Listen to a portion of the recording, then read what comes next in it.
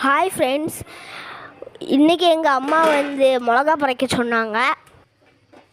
நாங்கள் மிளகா பறிக்கும் போது எங்களுக்கு நிறைய மிளகா கிடச்சிது. எங்கள் வீட்டில் மொத்தம் 4 வகையான மிளகா வளர்ந்துச்சு. இந்த மிளகா நல்லா பழுத்தனால நல்ல சோப்பாக இருக்குது.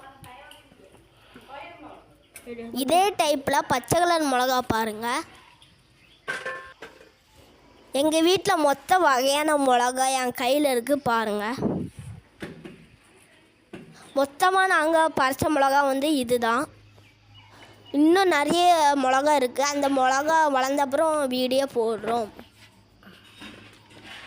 பச்சை மிளகாலாம் அம்மாவுக்கு சமையலுக்கு கொடுத்துருவோம். பழுத்த மிளகாலாம் காய வச்சு வத்தலுக்கு எடுத்துருவோம். கத்திரிக்காய் நிறைய வளர்ந்துச்சு, அதையும் பறித்தோம். இப்போ நீங்கள் பார்க்குறது தான் பச்சை கீரை. இப்போ நீங்கள் பார்க்குறது தான் சோப்பு கீரை. இன்றைக்கி பறித்த காய்கறிகள். இப்போ எங்களுக்கு வெண்டைக்காய் கிடச்சிது, அதை நாங்கள் இப்போ பறிச்சிட்ருக்குதோம். சோப்பு கீரை நிறைய, சோப்பு தண்டு கீரை நிறைய இருக்குது. இன்றைக்கி இவ்வளோ போதுனால நாளைக்கு இதை பறிக்கிறோம்.